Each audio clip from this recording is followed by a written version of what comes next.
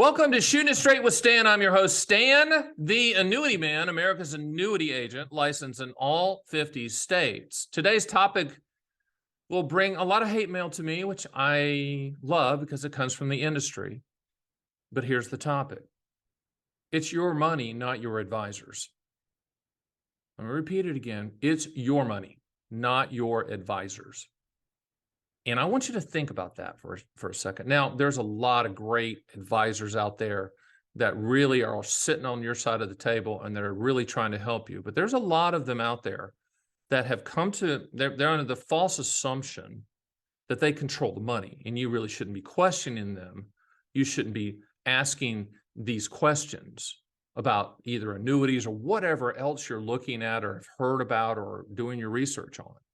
And they honestly kind of berate you and talk down to you. And if that's happening, you need to find another advisor. But I hear that all the time. I got a call the other day. So, typically when someone says, they schedule a call, go to my site, theannuityman.com, schedule a call. You'll either get me or one of my really smart people. And, this person was on the phone and we really come up with a good contractual solution to solve for income for both him and his wife.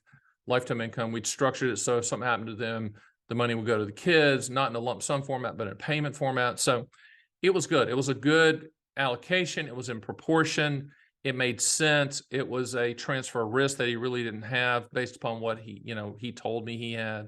And by the way, I don't give advice on non-annuity assets. I mean, I used to do that for a long time with Dean Witter, Payne Weber, UBS, and Morgan Stanley, but I do not do that anymore. I do not ask those questions. What do you have? What kind of mutual fund do you have? I don't have that. My questions are, what do you want the money to contractually do?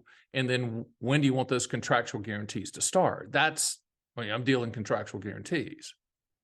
So we got to the conclusion, and of course we don't do anything high pressure. I'm like, so what do you want to do? Do you need more information from me? Here's how the process works if you want to move forward. And he goes, and I hear this a lot, well, I'm going to go speak with my financial advisor about it.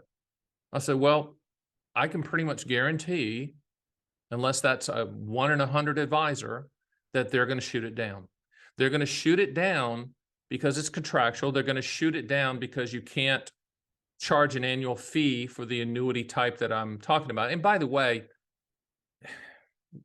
agents that are charging annual fees to manage annuities, I'm just against that. And the only one that actually makes sense is a no load variable annuity in a non-qualified account, non-IRA account that you have someone managing the mutual funds for a small fee.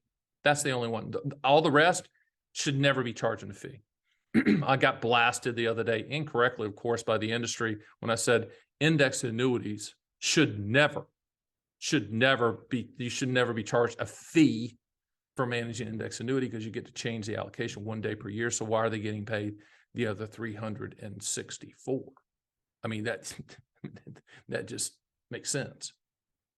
But advisors sometimes feel like they're masters of the universe, and they're taught to feel that way. When I was at the 4 firms, they wanted you to be big dog in the room and have the confidence. And, let's face it, the people doing that, and when I was doing it, you're throwing calculated darts at things. You don't know where things are going. And yes, you can look at historical, back-tested stuff, I guess. I don't like the back-tested numbers, but that's because the world is changing. But I told this person I said, you're going to take it to the advisor, and they're going to say, you shouldn't do that. I can do that for you. I can manage the money, and we can just peel off whatever we need for income. That's garbage. I've gone over that in a few other rants of mine where we talk about the 4% rule or Monte Carlo simulations and all that stuff. It's garbage. Let me manage the money and peel off the gains, and then we won't ever have to annuitize or transfer risk to an annuity type product. Nonsense. Absolute nonsense. And the advisors know that. And the ones that will argue against that they might be wearing leisure suits still. I mean, they are in the past, period.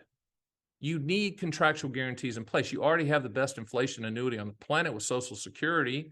If you have a pension from your company, if you're so fortunate, that's your second annuity. And required minimum distributions from your IRA function like an annuity because you're getting payments, forced or otherwise, by the government every single year. So, I mean, to have guarantees in place isn't a bad thing. But large firms non-annuity investments, they want, those firms want those people to be charging fees for that, wrap fees for that. I was there back in the day when I was at Dean Witter, and there were no wrap fees. There were no management fees. It was a transactional business. If you can remember way back, with Dean Witter and Payne Weber and that group, you paid for a stock transaction, you pay for a bond transaction, you pay for a mutual fund transaction. I'm that old. I was there. Okay. And then I saw the transition to where companies and firms wanted to do fee only or fee based or charge a fee. And what that was all about was nothing more than projecting future revenue. And if you ever got into the smoke-filled rooms with the bagels and the donuts and the marble floors, that's what they're doing. They want to track future revenues. That's all that, because in the transactional model before, they could not track revenues. So a lot of the bias against annuities and contractual guarantees in general come from a model that I believe is broken and that I believe will eventually not exist. It's kind of be a boutique, and it is right now. There's a lot of do-it-yourselfers out there, but if you still have a relationship with an advisor or financial planner, and they carte blanchely shoot down annuities, and they say stuff like all annuities are expensive, or all annuities are bad, or you shouldn't own an annuity, that's the dumb. Listen, if they say that, you need to reevaluate who you're working with.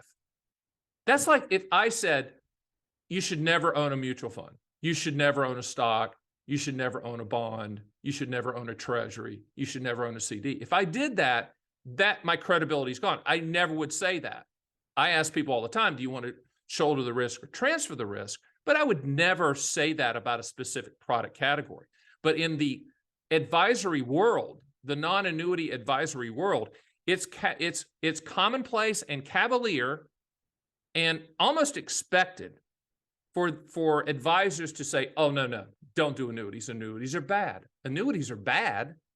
Restaurants are bad. Shoes are bad. I mean, if they're saying that, that disqualifies them. They should say something like, well, that's not what I do, but in some cases, annuities do work. Annuities for lifetime income, or annuities for principal protection, or annuities for long-term care, or annuities for legacy do work, Mr. and Mrs. Jones. I just don't do that.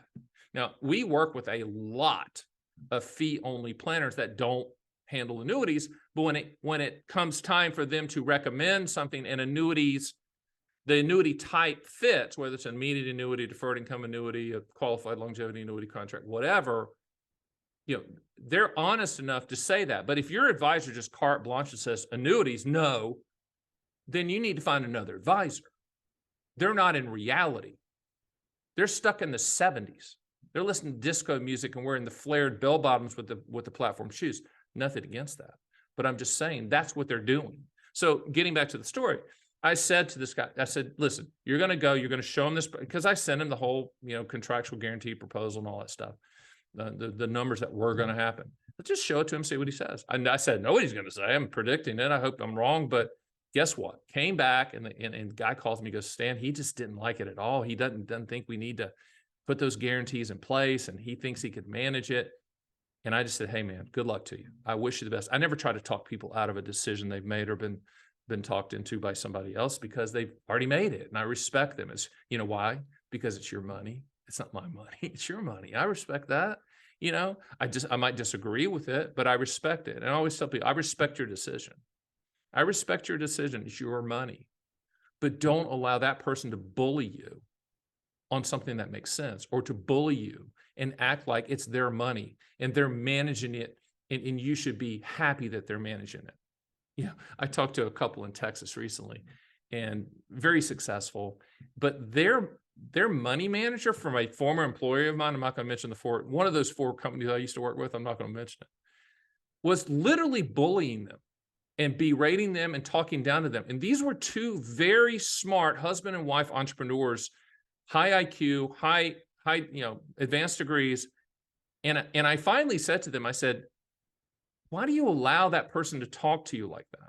I mean, would you allow them to talk to you like that face to face? And the guy's like, no, I'd probably punch him. I'm like, yeah, why are you doing that? He has your money. It's not his money. It's your money. You're allowing him to charge a fee to manage the money. You're monitoring his success, I hope, with the ability to pull it from him at any time. Yet this person was putting them down, berating them, and telling them that the contractually guaranteed principal protection MIGA that I was telling them that might make sense for their fixed portion of their portfolio in combination with bonds, treasuries, and CDs might make sense because they didn't have that. He just went off. I don't even know if he knew what a MIGA was. Most people don't because it's such a low commission product and pro-consumer that nobody knows about it. That's the reason we're the top person out here with MIGAs, multi-year guarantee annuities, the annuity industry version of a CD. But what I want you to ask yourself is if you have an advisor relationship, first of all, if it's a friend, you don't need any friends in the business. I'll never be your friend. I'll be the best advisor you've ever had. Number two, can't be a frat brother or frat sister or sorority sister, sorority sister. You can't, no, none of that. No friends. You don't need a friend. You need an advisor. I always tell people, if you've got cancer and you go see the oncologist, you don't want it to be your friend. You want that person to eat garlic all day, never bathe, but tell the truth. That's what you're looking for with advisors. So I need you to ask yourself, is this advisor bullying you?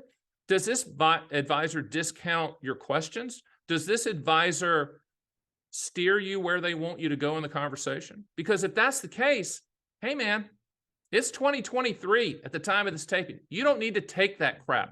There are numerous avenues for you to choose from to get good, solid, honest, truthful advice, whether it be annuity assets through us or non-annuity assets. So I'm seeing this happen a lot. And I think a lot of the reason that it's happening is with all of these baby boomers at the time of the taping, 11,000 baby boomers hitting 65 every single day. There's a lot of people that are looking for contractual guarantees. Then you have some megaphone like me out here with 1,000 videos and counting pounding the table with contractual guarantees, pounding the table with transfer risk, pounding the table for lifestyle type planning. And now a lot of that messaging is getting through to these masters of the universe advisors, and they don't like it and they don't know what to do with it. In the past, it was very easy and cavalier to say, you shouldn't buy annuities, you should hate all annuities. But it's gotten to the point where even the big megaphones that do that on the TV, they've stopped doing that. Why? Because we have blasted all of those people it's almost comical. They get blasted because all of the information that we've been putting out factually about all of the annuity types out here, it makes them look stupid when they say all annuities are bad or all annuities are expensive or you shouldn't own all annuities. People start laughing at them. It hurts their credibility. We have done that. It's taken us a while, but my mission is to ongoingly flip the script, as they say in the rap game, and re-educate people on the benefits, positive contractual benefits of having an annuity type in your portfolio to solve for a specific goal. So, reevaluate that advisor relationship. You probably have a good one. That's fantastic. If you need to reset the relationship and let them know it's not going to be like this anymore. It's our money. It's not your money. And say that to them every single time.